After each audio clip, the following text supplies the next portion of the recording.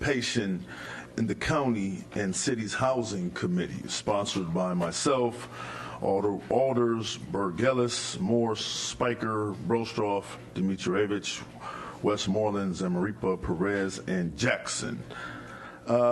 Ladies, come on up. We've had a very extensive discussion in zoning committee. We had it assigned to the incorrect committee, but we did have a good discussion, and we're transferring it over to community and economic development where it's more appropriate. I want to thank Dynasty and the Redress Movement for the last year or so organizing, putting this committee development together.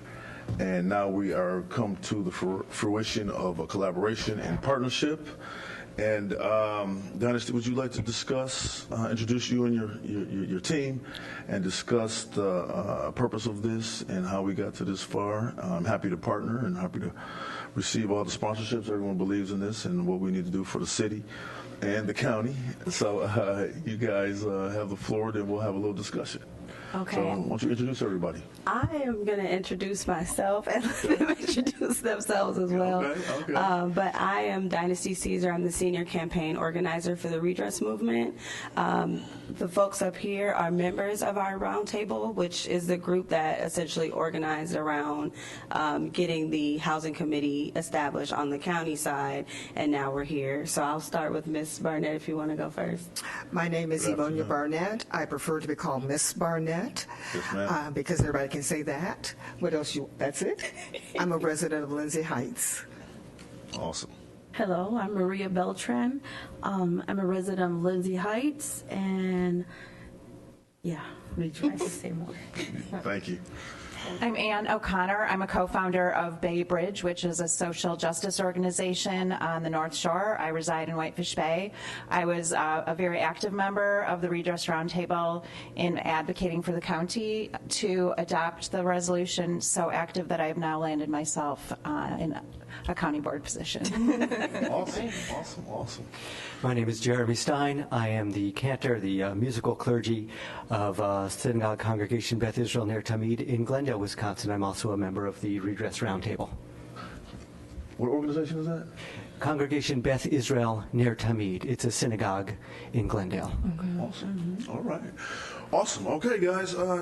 Tell us about the committee and what we hope to accomplish. Okay. I'm familiar, but for the public and for the committee, and then anybody has any questions, and then we'll move forward. I will do just a little bit because our folks are prepared to speak as well. Sure. But the housing committee is an effort that we worked on for 2 long years with the county, pushing them to create a committee that's focused on housing. When we think about the conversations around housing, often they're happening in committees, but not directly spoken about in one central focus. And so we pushed the county to implement this housing committee because of several reasons. To start, our city and our county are facing very difficult housing challenges.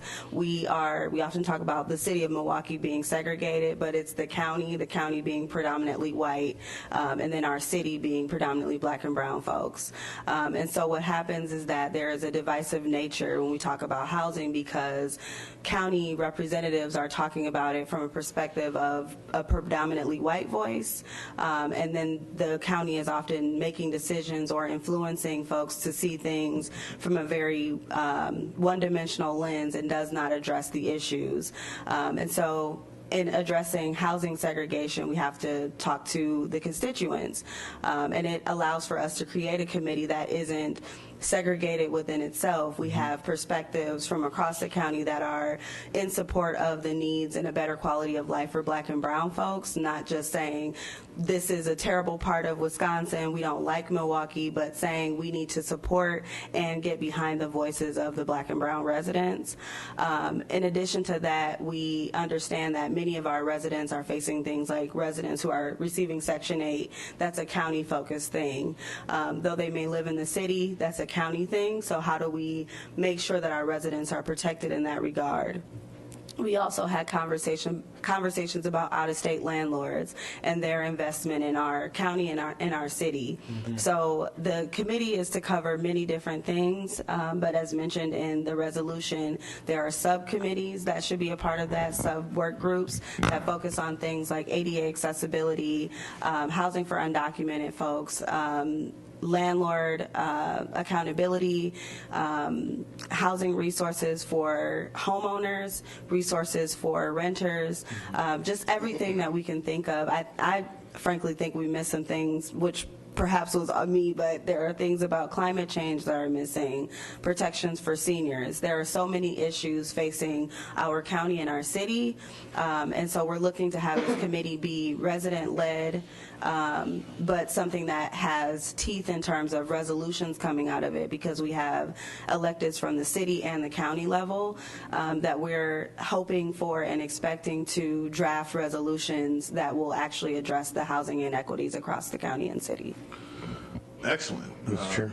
Yes, Alderman Chambers. Thank you, Mr. Chair. Of course. I guess I'm going to ask the question, what are you looking to get out of this? So, I hear, we're looking to find ways on, solving the housing crisis that we have, the housing inequities and everything. And then, you have the county department and the city doing resolutions, but what is the end-all be-all goal of this committee that we're looking to create? Sure, there are several goals. So to start, we really want policy to come out of this. When we talk about, I'll speak specifically about residents who receive Section 8.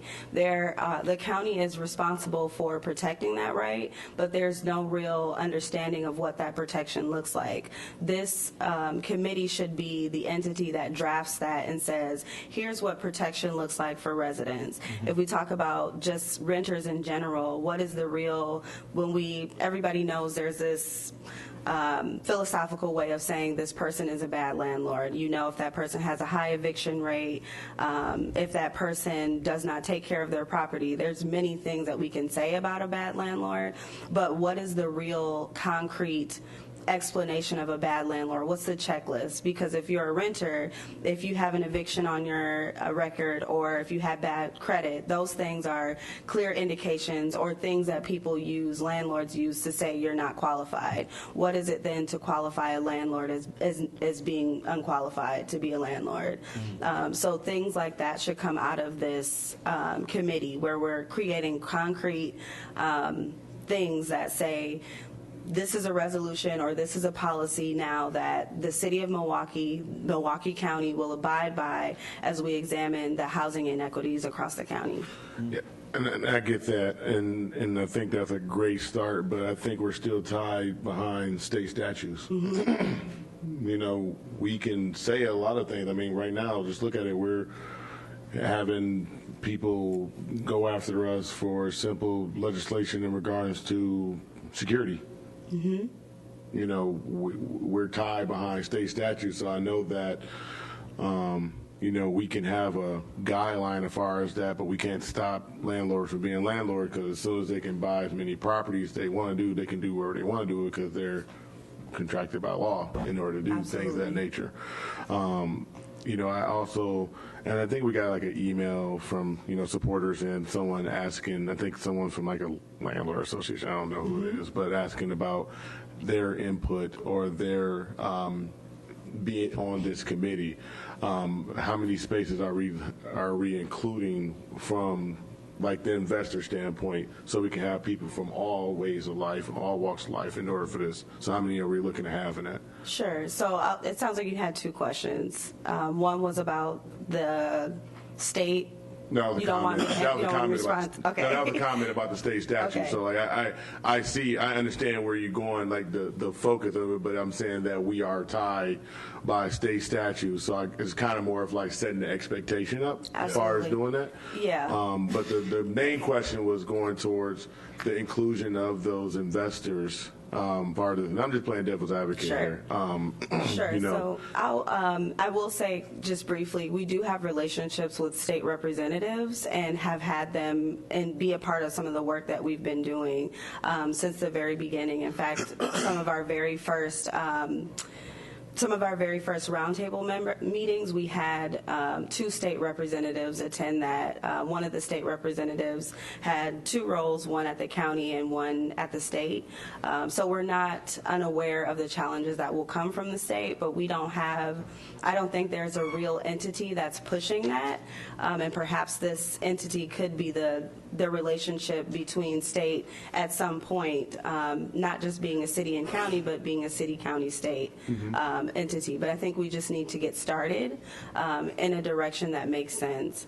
To your second question about the Landlords Association, yes, we did have a conversation with that gentleman. Many of the roundtable folks were clear, we only want one representative that's a landlord.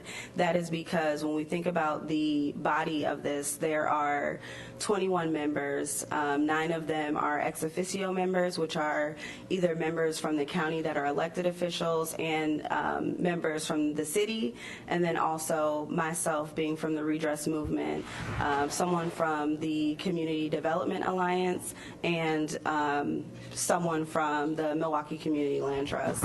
The rest of those members are community members. So if we allow for a landlord now to take more than one space in that limits the amount of experience or conversations that residents actually lead. We understand that landlords can double, like there might be some, I don't think anyone here, but you could have someone that is a resident and also a landlord. They could be more than one thing, but we're not interested in allowing for landlords to hold several spaces in our city that is being overcome by rental challenges. That's not something we're interested in. And I get that completely. However, I think that, I think having that perspective, maybe we need to reduce the number of seats we have on our end. Not saying reduce the numbers that you have. I don't foresee us really having a need of 9 potential elected officials or ex officios on this board, especially 21, and having only one person for the rental. I'm not saying they need to have 5, 10, 15 or anything like that, but more than one, because I think working together in the collaboration will better suit the outcomes that we're trying to accomplish. Sure. Because right now what I'm hearing is we're going to have a group of community members, a group of elected officials, groups from Redress and the community CDA, sorry, thank you, and the Community Land Trust over here, and we're going to come with these set of rules. We're going to have this one person here, and we're going to direct them what they need to do in order to be better landlords from our perspective. But we don't hear from them, because right now it sounds like there are some good landlords around here. And again, I'm not landlord? I am not a landlord, Okay. actually. I own my home, but I'm not a landlord. However, it's, again, I'm looking at if we're going to sit here and promote equity, we have to be equitable. Sure. In order to do that. So I think we need to revisit that number, honestly. I think that, again, I haven't been in contact. I'm just looking at it from from just the layout, because I think that it can go a long way. I think what you're trying to do is very good. I just think that if we're going to hit it home, we need to hit it home correctly. Sure. And because I guarantee you, you're going to find challenges from people on the other side trying to come in and say, well, we don't have a voice at the table. And then your reaction is, well, you got one person. And I would say, in response to that, the issue with number one, there are other subcommittees and work groups, so it won't just be the committee. There will be other smaller work groups, like a work group that's focused on home ownership, a work group that's focused on landlord accountability. There is space for landlords to be. They don't necessarily need to be a part of that larger committee. In addition to that, I'd say when we talk about being equitable, you're talking about a difference in power. A landlord to a person who is a resident is vastly different. Frankly, I'm not comfortable with having a landlord, 3 landlords, let's just say, because the gentleman that was here, when I spoke to him, he recommended that. let's say there's 3 landlords here. We're talking about policy that tells a landlord how to engage with the community, but they have 3 out of, let's say, 12 seats now to make policies that govern themselves. Frankly, I don't think I'm comfortable with that many landlords being able to make policies that govern themselves. That's a dangerous process for us to be in. Our residents don't, let's just talk about policy in general. When a lawmaker creates a policy, there are not residents that are there to draft that policy with them. That policy is drafted, and then we're supposed to be the ones who are beholden to whatever lawmakers have created. So when we're talking about landlords being present, them being able to say, this is what I want to abide by. I'm a landlord.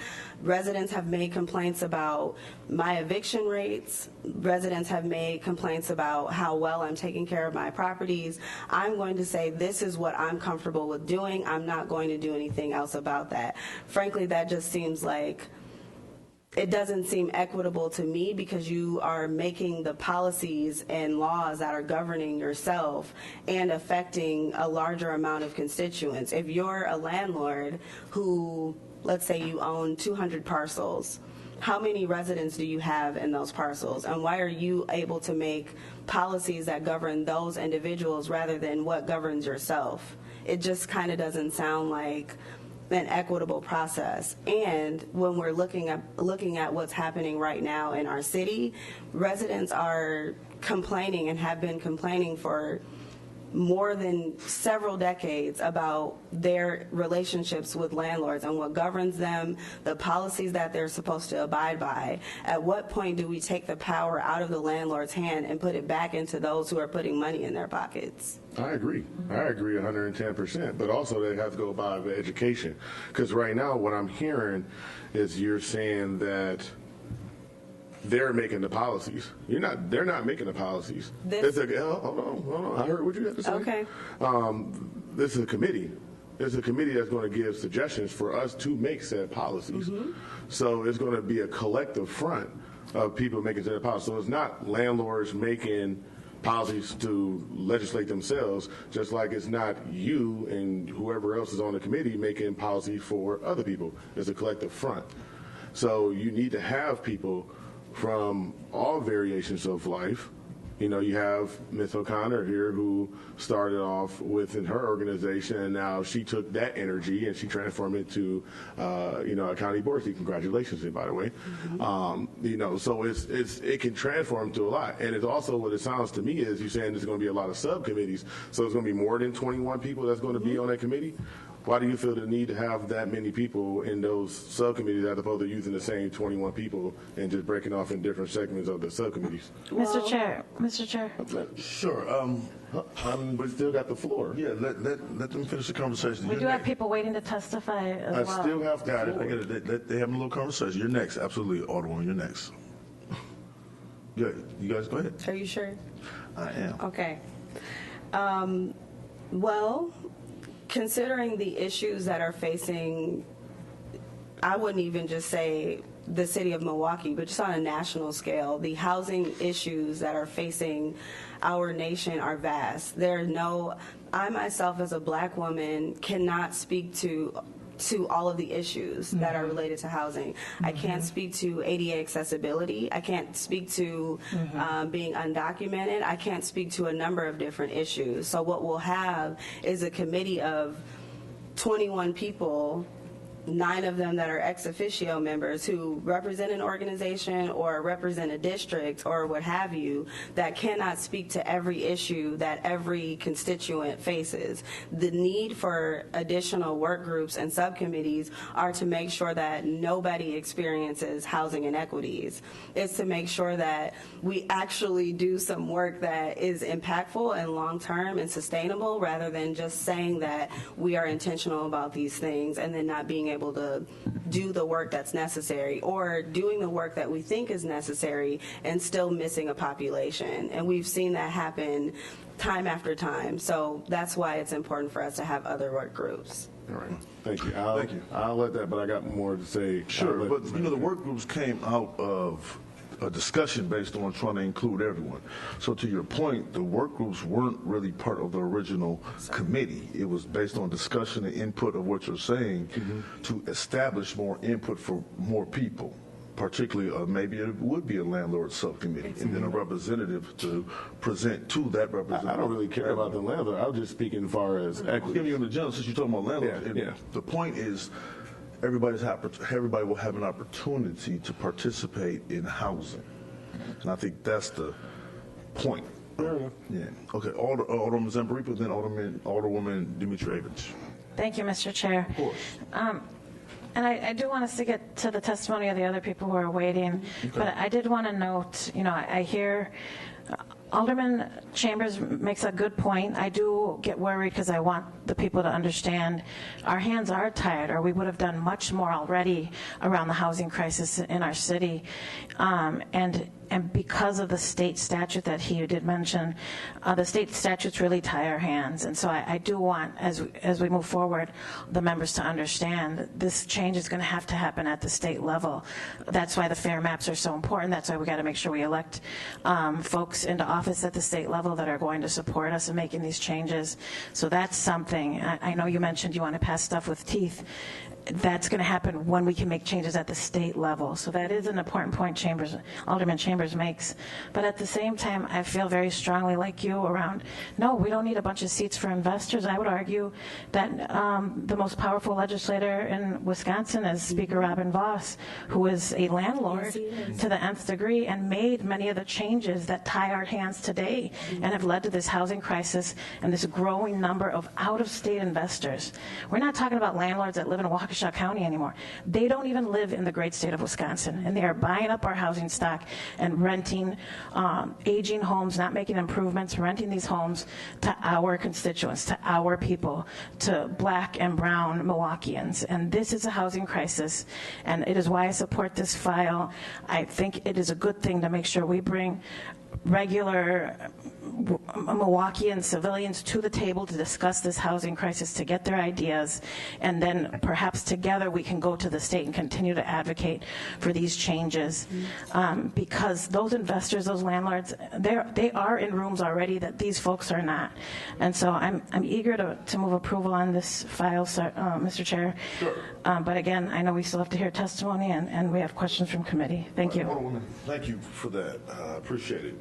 Alderwoman Dimitrievich. Thank you, Mr. Chairman. You're welcome. I was trying to look in the file during this discussion. It's interesting, though, to have some of these letters from the apartment association, that it's just like odd to have more letters in here about who's on the board than the housing crisis itself. Precisely. So then I had to look. Tells you something.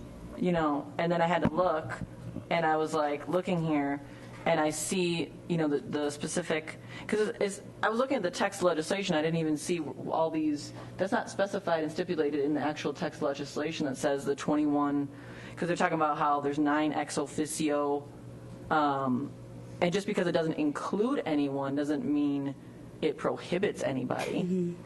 Okay. Number 2, I do see that there is a distinction of no more than one. But is that in the county language? Okay, so what we're trying to do here is unite resources. You also have alum here that are from the county. And too long, as you all were saying, this was more of a city issue when we know it's a county-wide, state, and national. So what I'm trying to do is, wasn't it just 2 days ago I saw we broke ground in Franklin? Whoa, for the first time in like decades. Yep. This is what we're talking about. And historically, that would have been more of a challenge and more of a city. That was so exciting, and we need to see more of that. And we know that it's a complex issue that talks about development, environment, transportation. So I think it's great that we're uniting and we're trying to find a synergy, and it does remind me, and I know we're going to be talking about our climate and equity plan too, where we're trying to do city and county. It's challenging to pull those resources in 2 governments together, but when they do work together, something positive could happen. And I guess my last point is, I'm trying to think how to say this. First of all, I'm really glad that the Housing Authority of the City of Milwaukee is listed as one of your entities, because that's within the City of Milwaukee, and that, last we checked, that's over 10,000 residents Yes. that need support as well. But at the end of the day, let us not forget that the whole balance of power, and that's why I'm glad that you talked about power, has not been set up for the tenants. That's right. I mean, we can't just accept that as a frame. It's not happening organically. In fact, the system itself was designed historically to take away the power from those voices. So if we're not open and honest about it, and to sit here and think that we're going to recreate this perfect balance when it's been imbalanced on purpose for a very long time, I think is just not being transparent. So unless we change that trajectory with real resources and we commit to it, it's not going to happen because it hasn't. That's right. And in fact, as we know, not only has it didn't happen by chance, it happened by plan. On purpose. So we got a plan to change that. And that's what I'm here for. And I want to thank you for your leadership on this. I understand you and Alderman Peter Bergelis worked real close on this. Yeah. Well, we worked so thank together. you. Yeah. The development was brought to us after a lot of work was done, and we came in in Yeah. support and happy to Yeah. participate. Yeah. I mean, and lastly, Mr. Chairman, it's like, look what we're experiencing. This rise up and organizing from the residents, our good friends and neighbors in Hackham.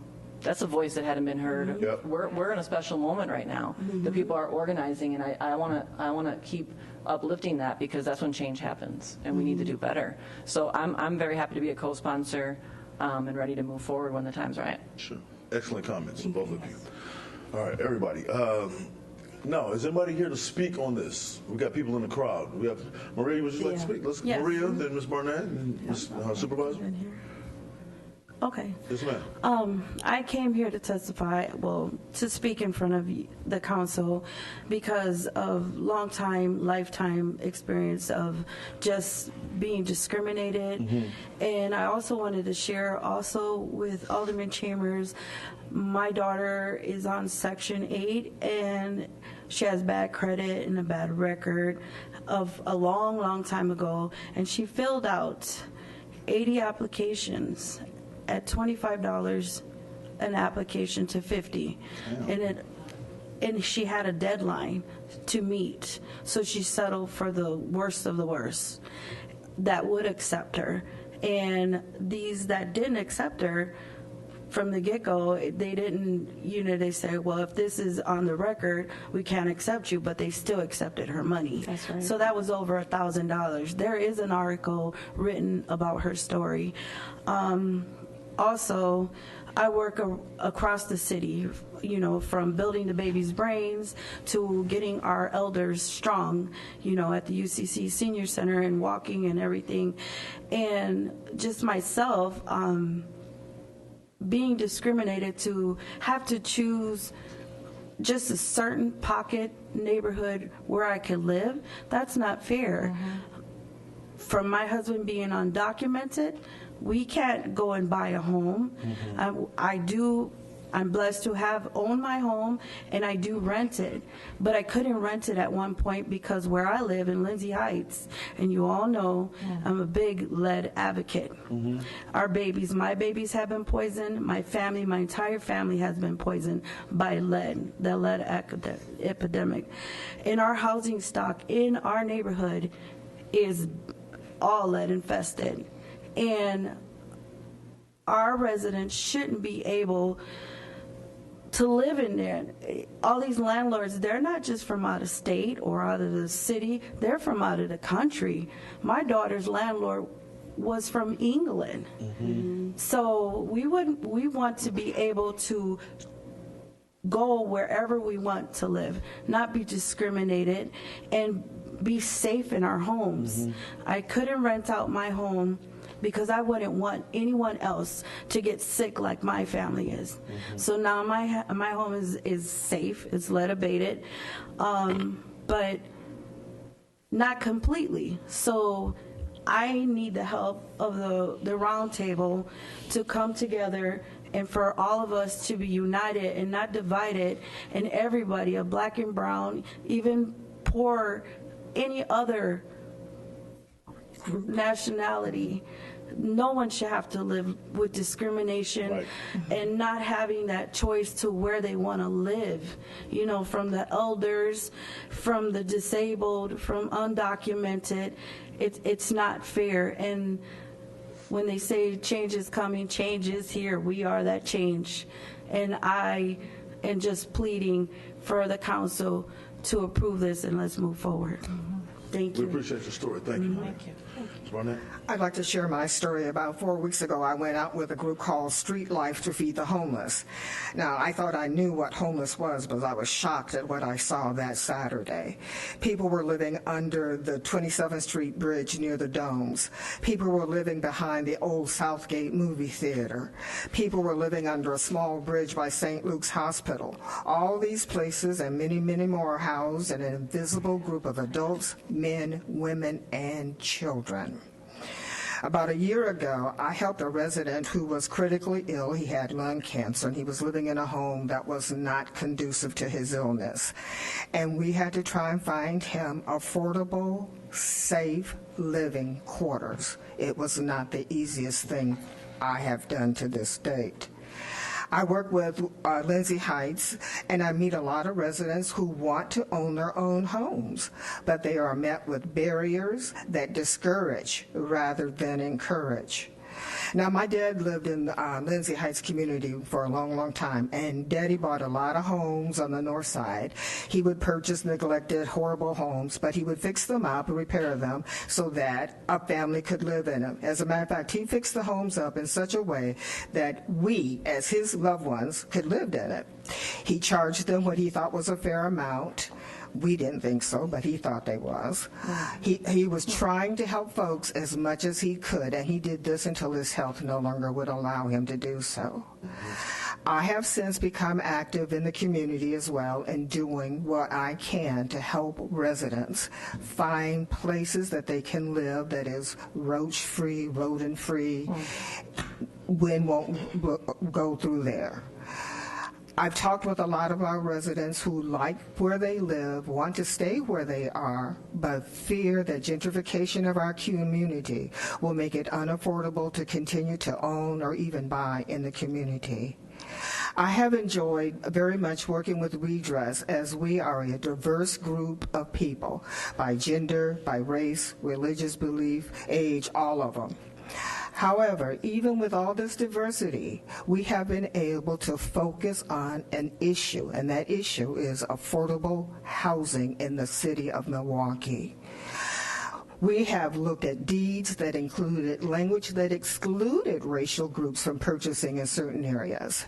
Now, if we can do this as a small collaboration, I believe that as the city, the county, the residents, landlords, whomever, if we all work to collaborate to do what is best for the city of Milwaukee, for its residents, for voters of this community, that would be very helpful.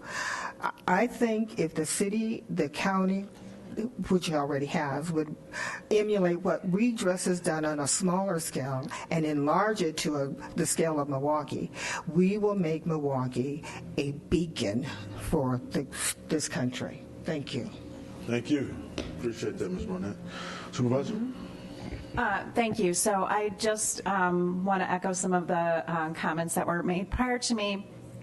As the co-founder of Bay Bridge, our focus has been making our suburbs more welcoming, and was mentioned the fact that we are so segregated that mobility may be limited can be found in history and the intentionality behind it.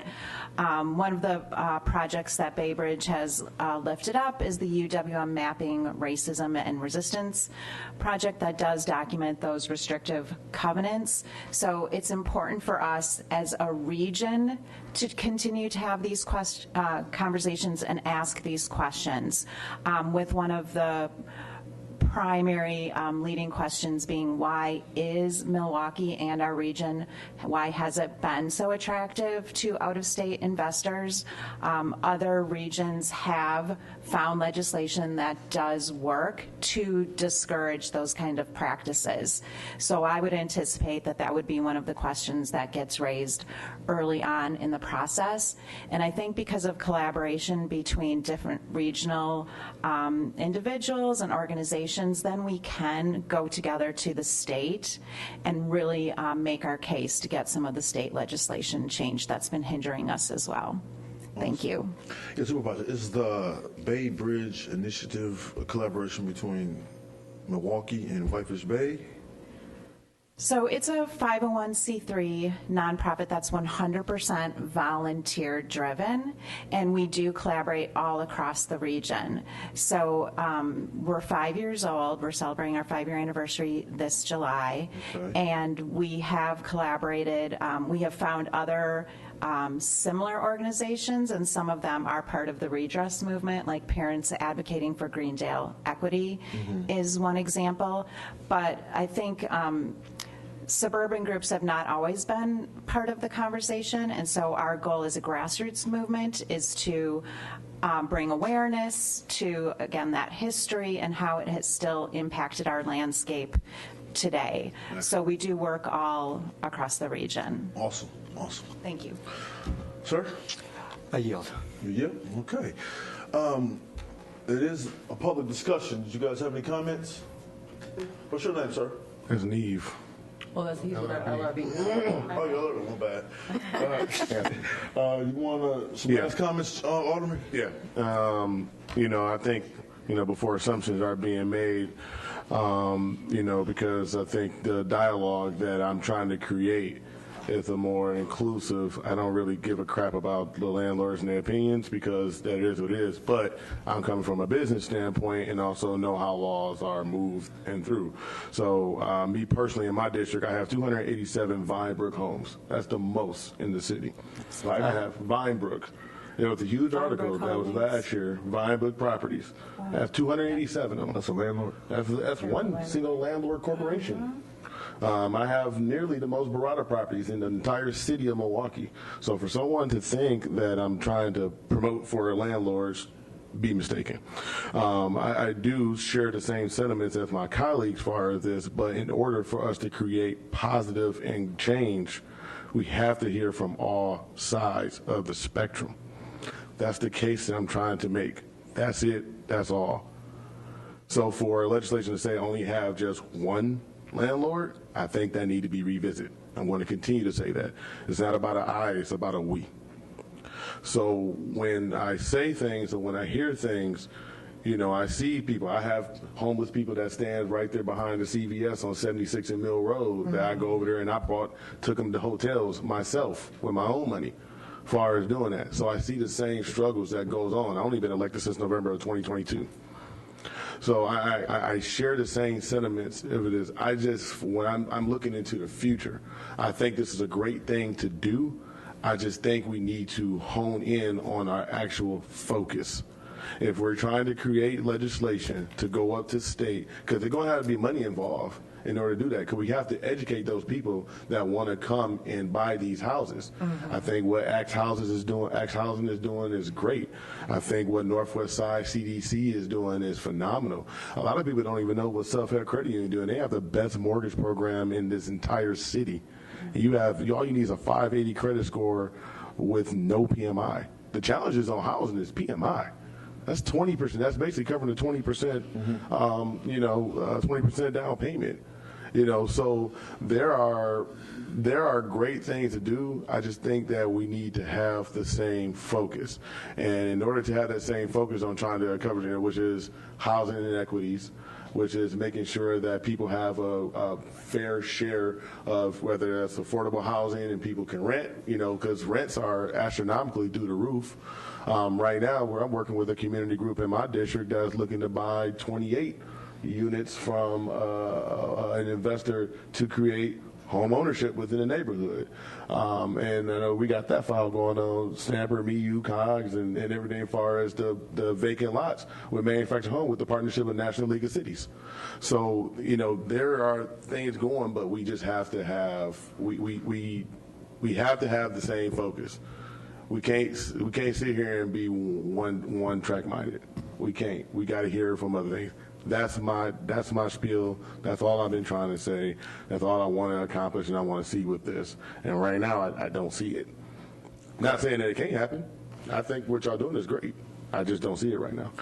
So, duly noted, Alderman. And again, I want you to understand that the subcommittee component of this has the opportunity to involve what you're saying in that aspect of it. That's going to be a lot of chefs in the kitchen, man. It is good. It is a lot, but this is a big county. I got you. So in order to accept what you're saying, we have to have it that way. I agree. And I want to respect the work and the time that they put in. Absolutely. In all the consideration that they did in putting this and bringing it before us. Yep. So I think that was discussed extensively, and I believe that your concerns will be addressed in this whole movement. Yep. And it's just the beginning, remember, too. It's just the beginning, and that's why we're having an open discussion. I'm thankful for you're part of this discussion. So we know I'll be fine. I'll be an extension in this one.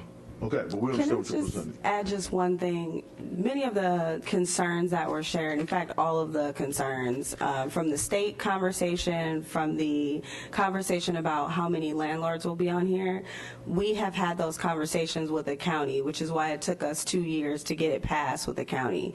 We started with 9 members who voted in favor of it, and as you know, it's 18 members, so 9 voted against it, 9 voted in favor of it. By the time we finished this legislation or this resolution, it was voted on unanimously because the county board members had the same problems. They said, well, how are we going to leverage this with the state? What is the information that we can do? What can we do with the state level? We had conversations with the county about that. That was done away with. We also had conversations with the amount of landlords. In fact, the number of landlords, honestly, when we started, we had 2 supervisors that we worked with to draft this.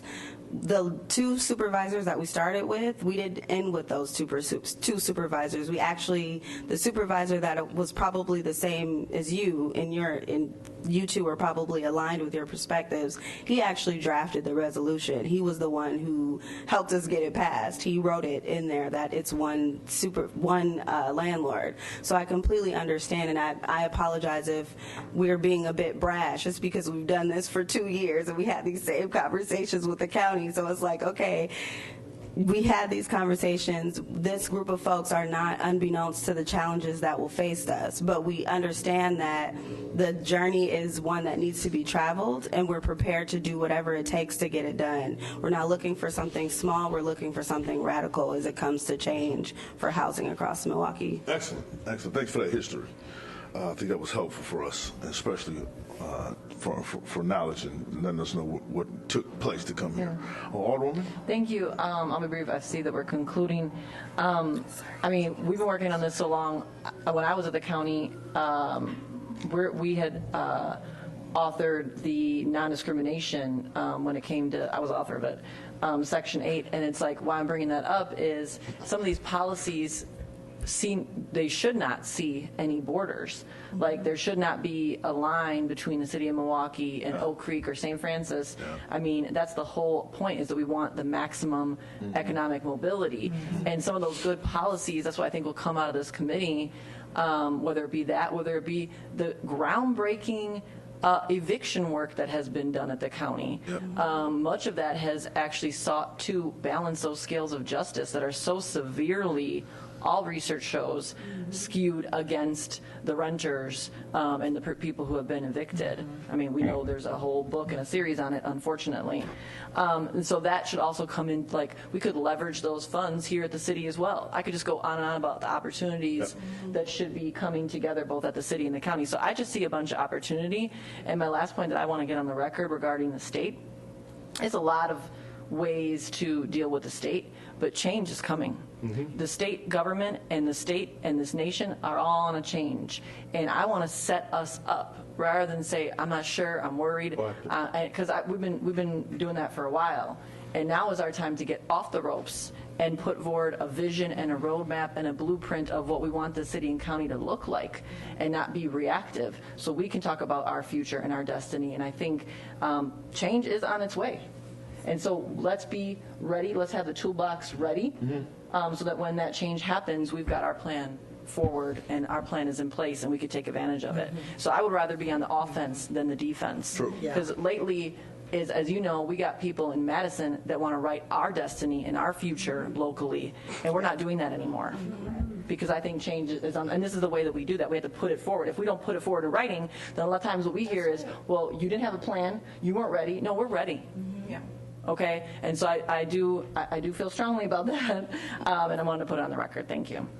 And this is what we want. This initiative came from the people. Right.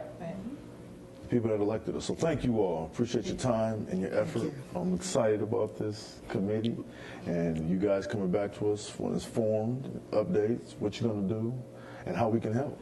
All right? You guys keep up the good work, the effort, the passion, and thank you so much. Alderwoman Stamper would like to move for approval. We have 4 an approval and 1 abstention.